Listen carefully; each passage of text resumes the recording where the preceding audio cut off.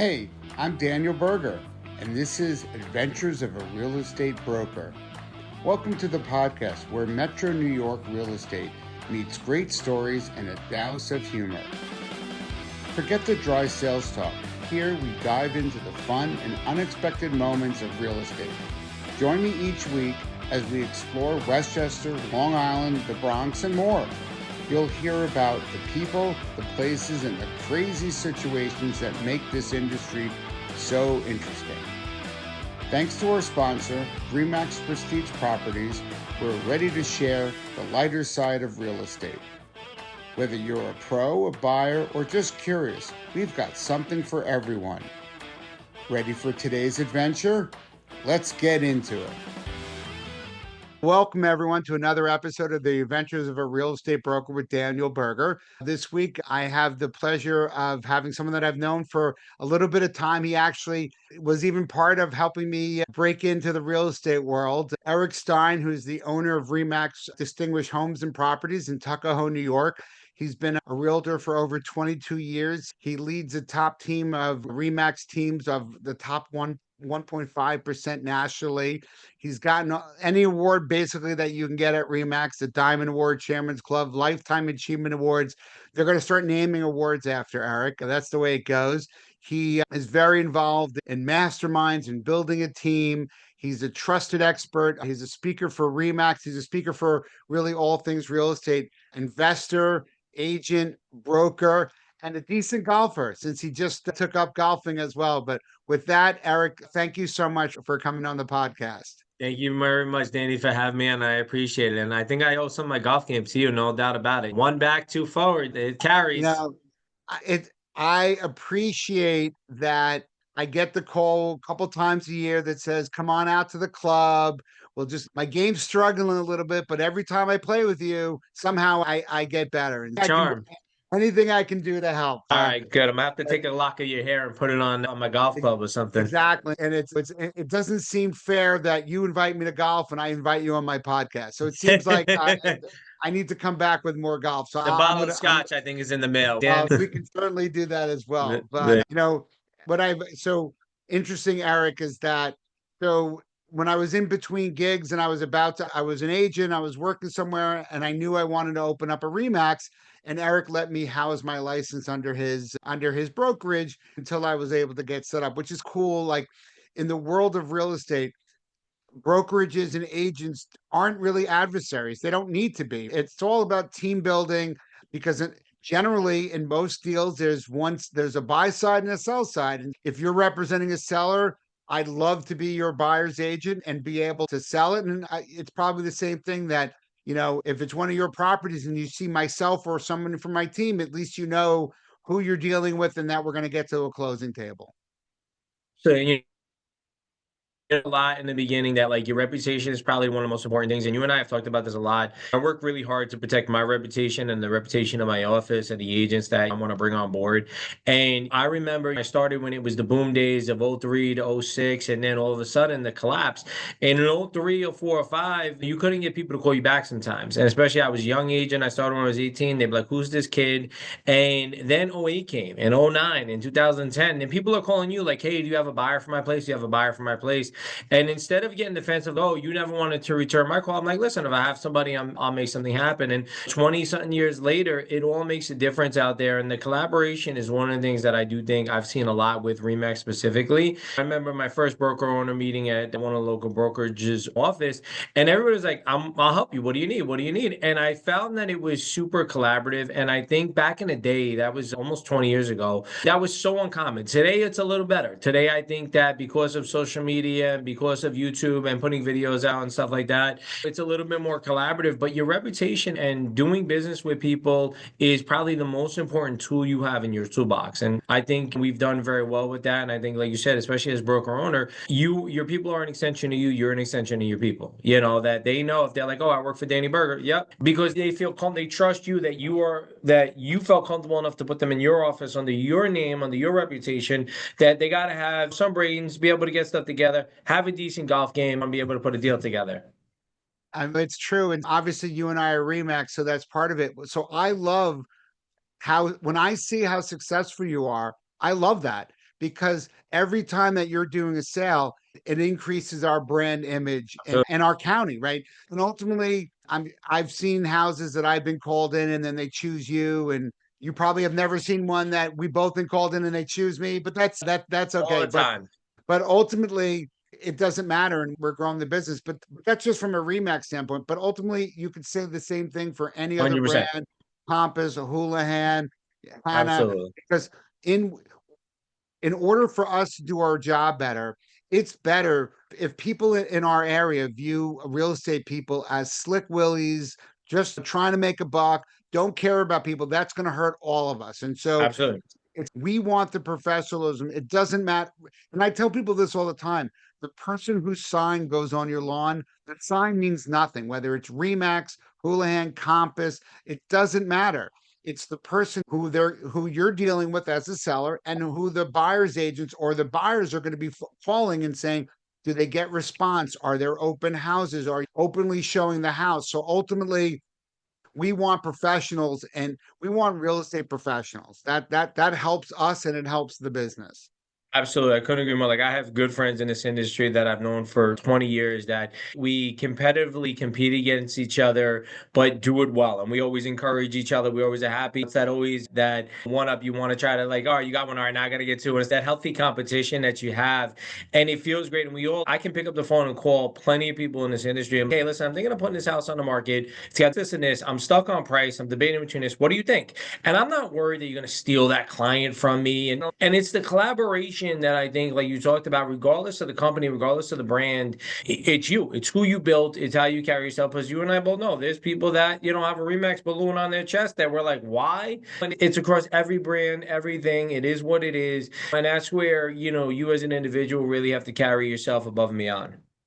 I also know that you have a childhood friend of yours, probably a multiple, who aren't at your brand, or Right. but they probably got into real estate. I actually think that they got into real estate because of you and because you started at 18 years old, right? So it's different because I didn't really get into the business until 45 years old, right? At least I came with being old and had experiences of I owned a house and I had other sales and marketing experiences, but you really came in like just as a kid, as you said, Yep. where you had to work twice as hard as other people because you had to show why would I work with Eric when he's so young? But I know that you also have a very good fix and flip business which is actually so smart when you're in real estate because you're feeling the pains of your investor clients, right? That when you buy something, things cost 20% more than what you've budgeted because things happen along the way. And there are issues with building departments. I think that makes you such a better agent and broker that you're also doing that. What's the number of properties that you've been an investor in and fixes and flips? Probably done 50 in my career already on fix and flips. I actually have six going on right now. Knock on wood. I had a few deals come together since we last talked, but it's without a doubt, it's construction knowledge. It helps me on all fronts, obviously.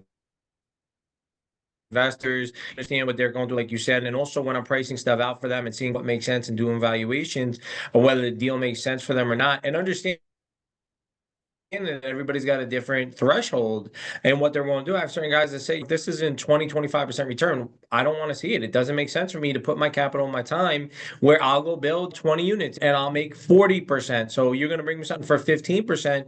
No way, where maybe the guy doing one or two a year, 15% is an awesome return, or there's some leverage involved where they're borrowing some money and they're putting 300,000 out of their pocket and they're making 80 grand on their 300 and they're doing the work. So it just depends on understanding it. And then also, what that's really taught me a lot as I'm going around with regular consumers, either on the buyer side or seller side, is just the buy side, what could be done? What's really a problem? What's not? Is a Federal Pacific electric box a major problem in the house? No, it's a $3,500 fix by a licensed electrician filing with the town or village and Con Ed, and you have a new 200 amp panel in the house.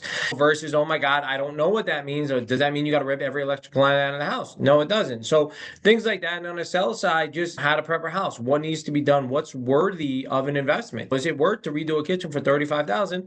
Probably not, unless everything else in the house is done. Having that construction knowledge really is important. And I think for me, A lot of people ask, how do you get that knowledge? How can you teach me that knowledge? A big part of what I did is I understood on home inspections. I would actually sit and listen and pay attention to the home inspector. A lot of people will be on their phones or they won't show up or they won't be around. I want to see what that home inspector pointed out. And then I would ask them, was this a major problem? What do you think we need to do to fix this? If there's some effervescence on the wall, but there's no puddling or anything like that, there's no known water. Every basement that's 3/4 underground is going to get moisture in it with stack stone foundation or concrete block or poured concrete. So what do? You want to make sure the water's away from the house, make sure the gutters are around. Can you put some gravel on the house to pitch the dirt away from the house?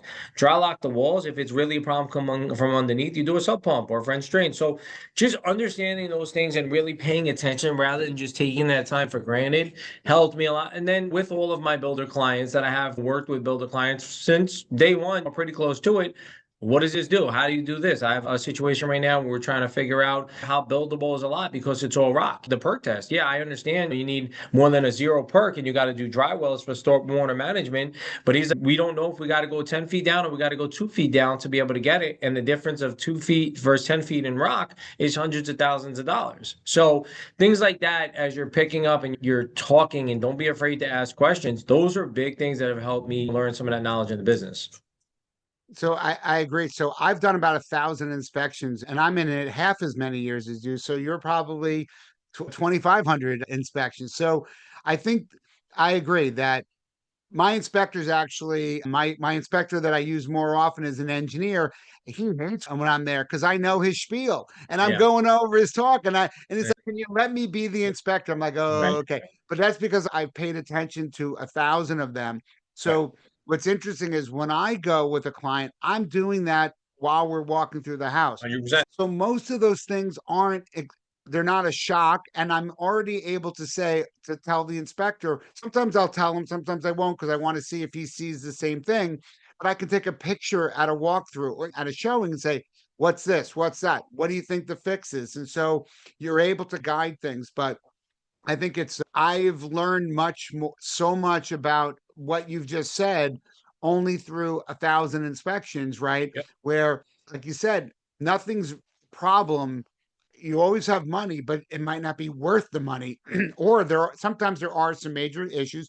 Things can get fixed, but like your example is with dynamite and excavators, you can build anywhere, but Right. it might not be, or you can't pay that much money for the property because of all that extra work. From an investor standpoint, there's two different types of investors. Is one I feel that is dotting I's, crossing T's, business person, where, like you said, if it's not 22% or whatever their number needs to be, they don't want to see it because they're busy.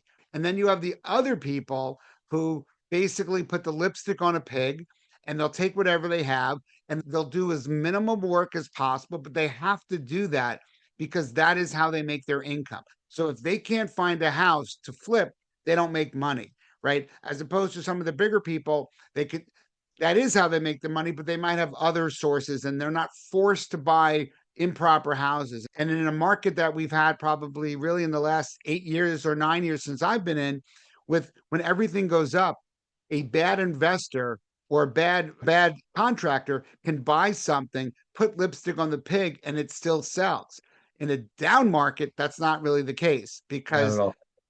you have so much inventory, people can choose what they want. And so I feel like the last bunch of years, people have gotten rewarded for bad work. Absolutely. And it's very true. And it shows well out there. And there are, without a doubt, you can see who does good work, who does not. I've always felt, like I said, reputation is the most important thing. And I hire GCs and electricians. I don't do the work myself, but my reputation is important. I don't want to bear review because, oh, this house is falling apart. And I pride in what I do. I always tell people I have two small children. I got to look at them at night. You know what I mean? I'm not going to screw somebody over to make a buck. And I think it's super important in what you do. And I was taught a long time ago, you make money when you buy a house. You don't make money when you sell it. It's all about what you bought it at. And that's realistic for it. You got to know your buy cost. You got to know your holding cost, your carrying cost, your finance cost, your resale cost. A lot of people don't take into account broker fee, transfer tax, attorney on the other side, title insurance. You tell somebody, I'll buy your house for 400,000 and I'm going to resell it at 600. You made $200,000. Oh, you got to put 100 grand. All right. So you made 100. No, you didn't. That deal, you still got another 40 to $50,000 of carrying costs, closing costs, broker fee, all of that stuff.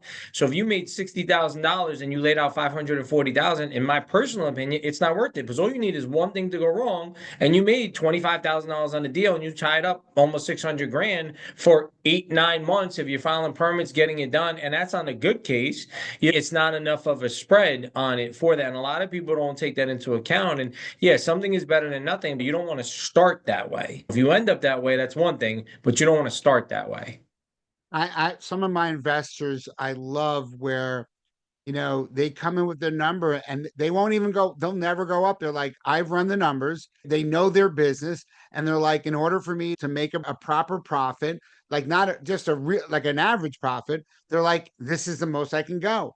And then and then we're like, if one of my investors, they're bidding on a firehouse and they're buying it from the town, and we were not the highest price, they went with somebody else, and guess what?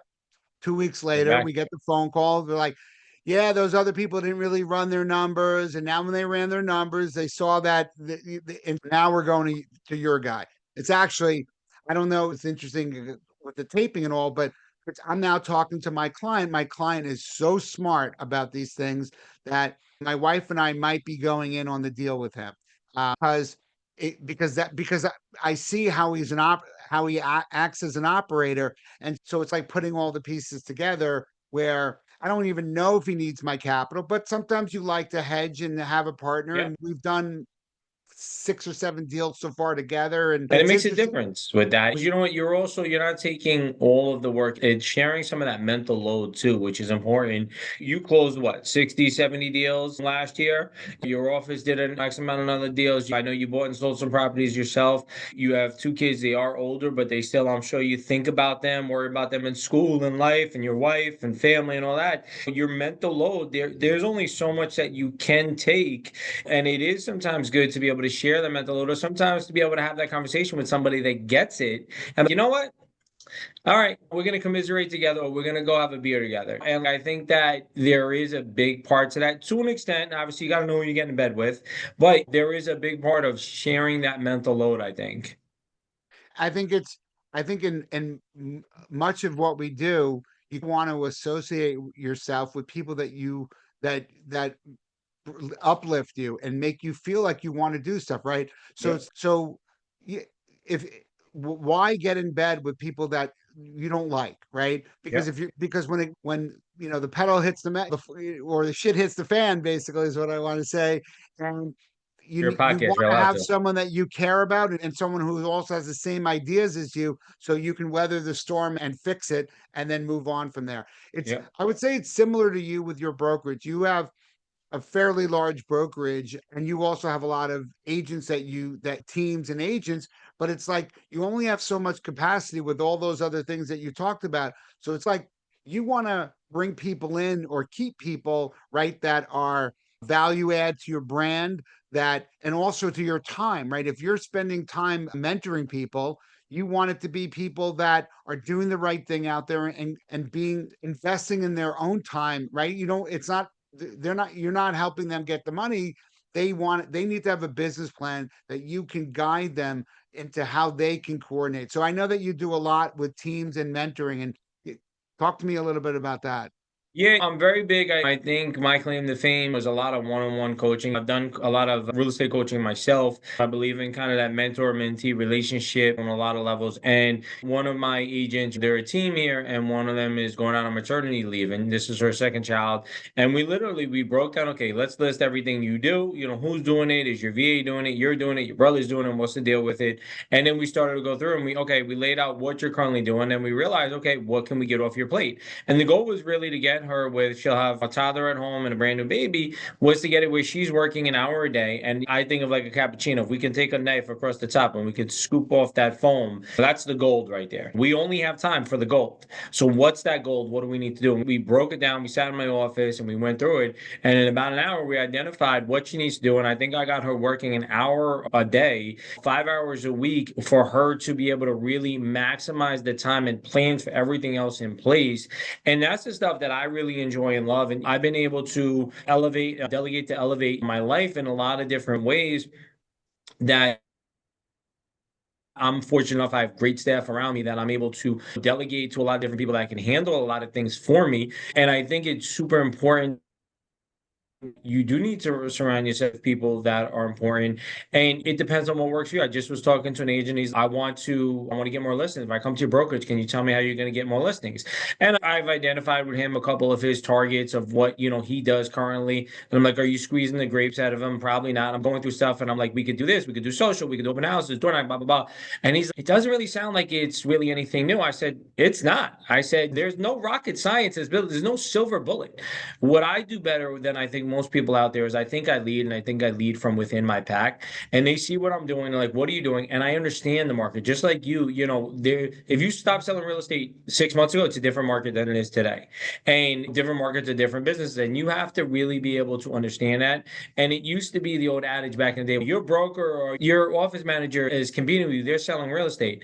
I hear it now from agents. We'd rather be with you because you understand what's going on. You can really help us guide through. Where somebody hasn't sold real estate in 10 years, they don't know. It's a very different world. The fears of consumers are very different. The thought process, the mindset of everything. And if you're not in it, so I try to take that one-on-one approach with agents, try to find what's their strengths and weaknesses. In the beginning, I believe from 0 to 100K, you can do things that you're comfortable with. You don't have to worry about stepping outside your comfort zone, but you got to be consistent. 100 to 200, we got to squeeze the grapes. Now you learn the basis. Now, how do we squeeze the grapes out of it? After 250, depending on your business, you probably need to start stepping out of your comfort zone. And what lead sources are we doing? What are we delegating out? What staff members are we doing it? And all depends from that 1 to 250 journey. Did you have a transaction coordinator, listing coordinator, an administrator, a VA? What's there? What do we have? A social media person? Who's doing what? Are you doing everything? Then if you're doing everything, how do you have any time? And there's certain things in life that you really can't or shouldn't delegate. Like my son, I take him to baseball practice now. I was coaching his basketball team. Now he's in baseball. I think I should be there. I don't think I should be delegating out to my sister. Hey, Rachel, can you take Philip to baseball practice or his game? Can you do it? Because I got to go show a place. No, I'm prioritizing. I'm controlling my schedule. My personal time is built into my schedule. You and I go golf. We set that up 2, 3 weeks prior. That was built into my schedule. And I think you and I did a good job of not being on our phones for those 4 hours that we golfed. And we worked before and we worked after, but we scheduled it. We had that work-life balance where I would say the 18-year Eric said, work 80 hours a week, no hands down, just go and put your foot to the pedal. Where 38-year-old Eric, or I'm not 30 anymore, 38-year-old Eric with 2 kids says, work smart, not hard. What do you need to do? You still got to work hard, but you got to work much smarter.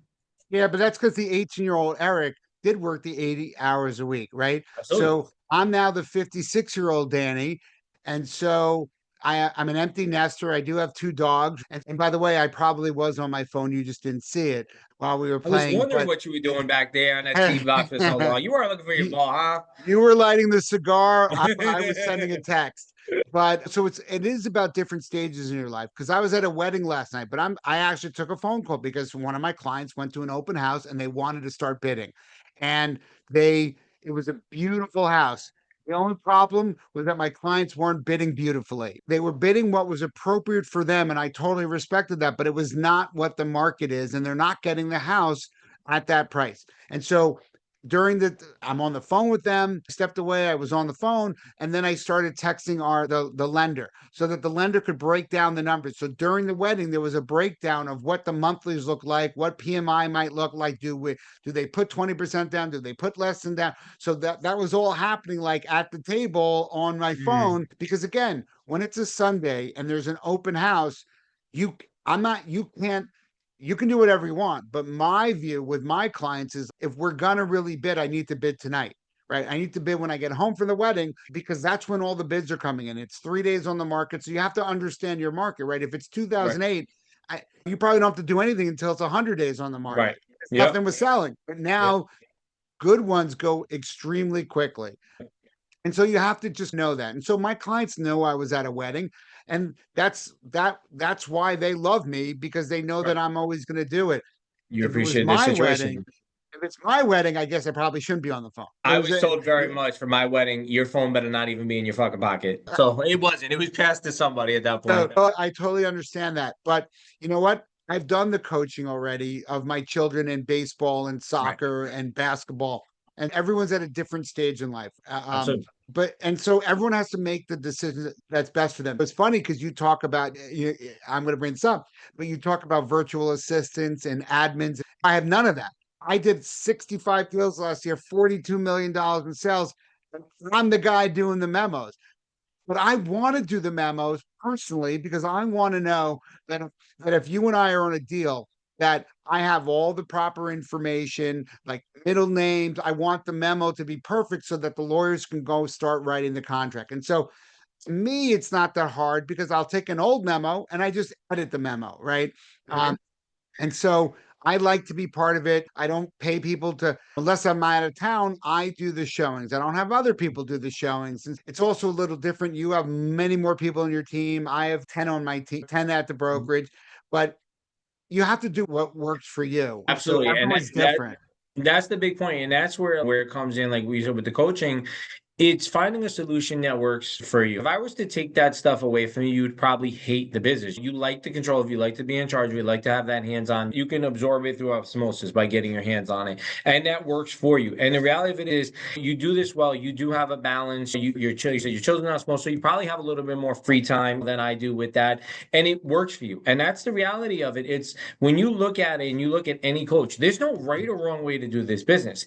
And that's where I try to tailor it to be, okay, what makes sense for that person? What's important to them? I know if I'm doing all my memos and I'm doing my bills and I'm following up, hey, did the commitment in instead of having that delegate out, I don't have the time that I could go play golf with you, or I don't have the time to go look at that property to buy, or I don't have time to go with that agent on a listing presentation, or I don't have time to make sure the office is running on that, doing that type of stuff. So for me, it's picking out what's the most important things, what could be delegated out. But I was at a Remax training, PBS Catalyst, your top brokers throughout North America, and they had Darren Hardy there. And one of the things that like really stuck with me for him, and I do believe this, is you pick the top three things that you're good at and you delegate the shit out of everything else.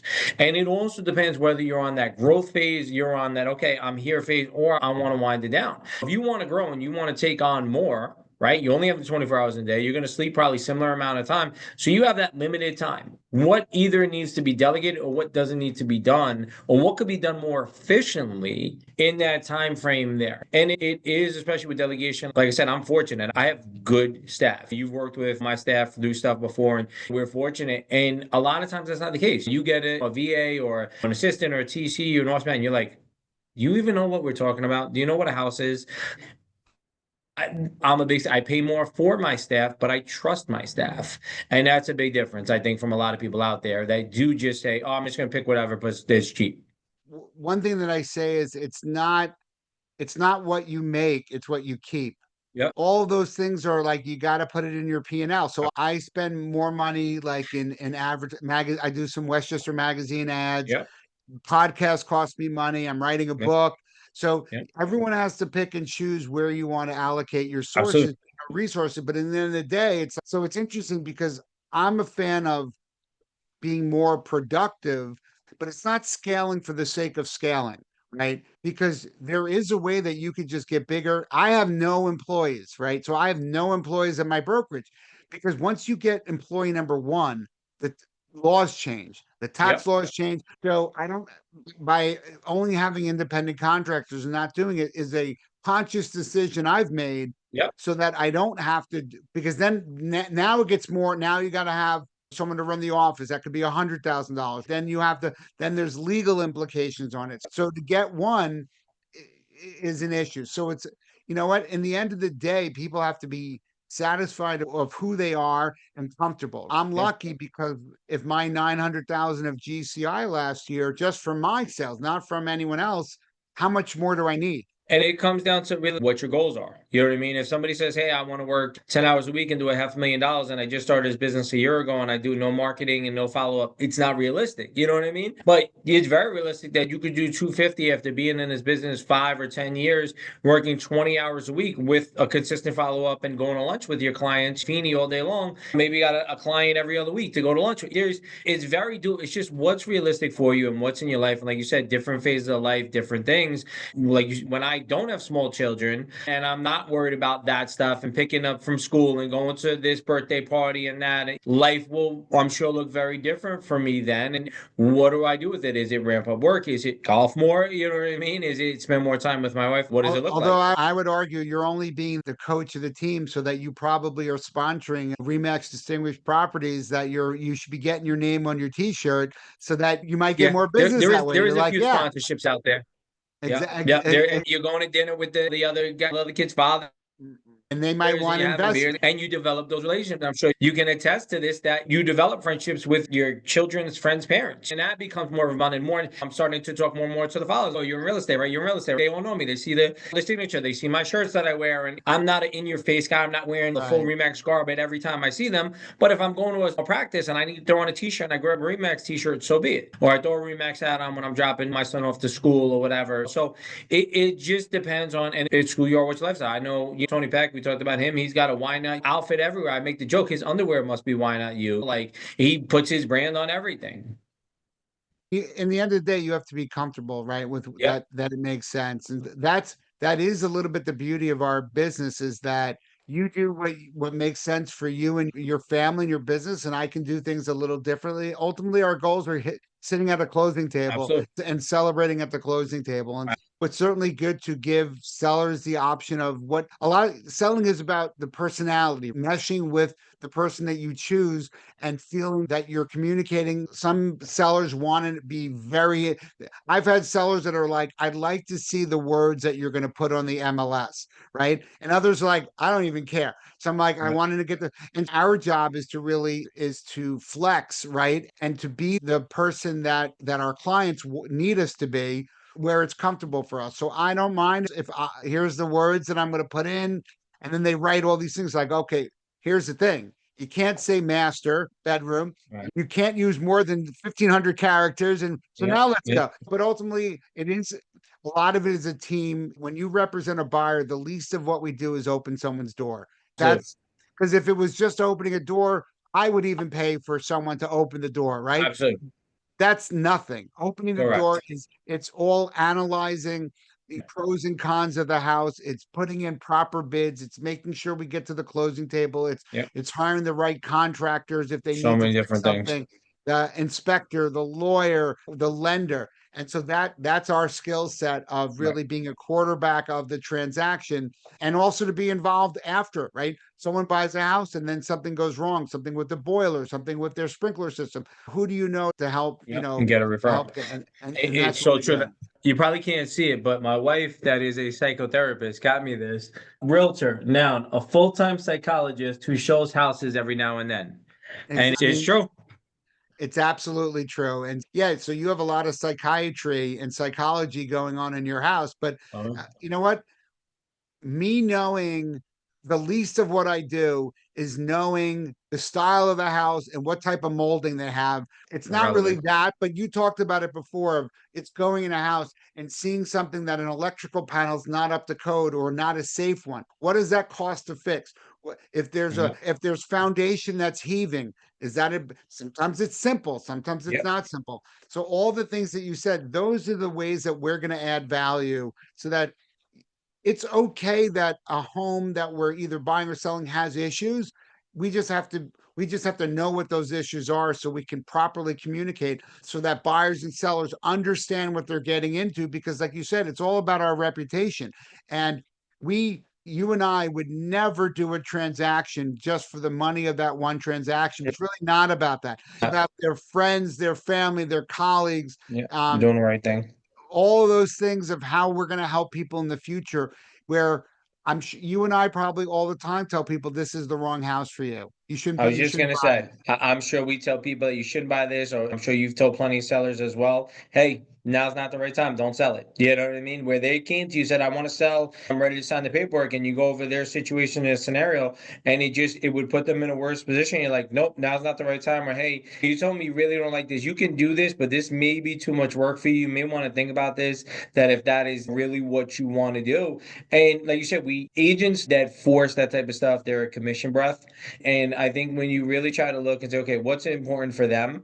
And you can have your opinion, but at the end of the day, it is their decision to do what they want. You may not like a house, they may love it. That's okay. I think it's our jobs to advise, give an opinion, give them the pros and cons, and then they can make an educated decision. I have many times people are like, what do you think of this house? And I'm like, so ultimately you're the one that's going to live in this house. So my answer to them will be based off of the parameters that they've given to me if I think it's a good house for them. Because Right. maybe they said they don't want to live in a house with a double yellow line. This house has a double yellow line, or they said they needed really that fifth bedroom for an office. This one doesn't have it, or the based off of what you told me, this meets this and this, I think it's really good. So it's Uh, not whether I want to live there or I want to live in a town. Maybe for me, it's it's right. Maybe the train runs through the backyard and that bothers me, but they don't care. They're from the city. They're used to Absolutely. that. And they're willing to take the sacrifice of the train running through because they're getting such a lovely house inside and it makes sense for their price points. There's always, that's the whole thing, is that it's what's in their best interest and what do they want. I agree. Yep.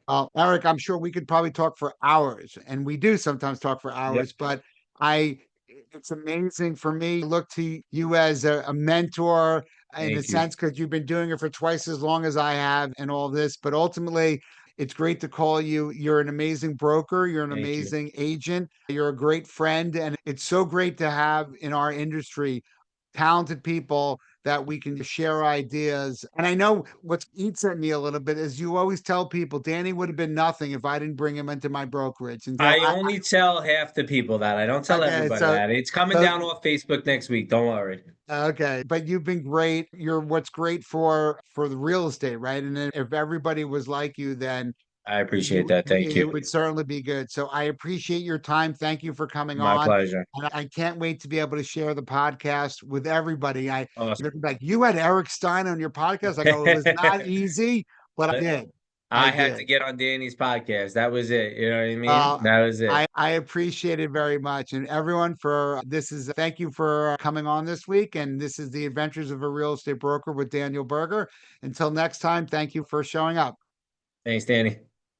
Thanks for joining me on the Adventures of a Real Estate Broker. I hope you enjoyed our time together as much as I did. If you laughed, learned something, or just had a good time, do yourself a favor and subscribe to the podcast.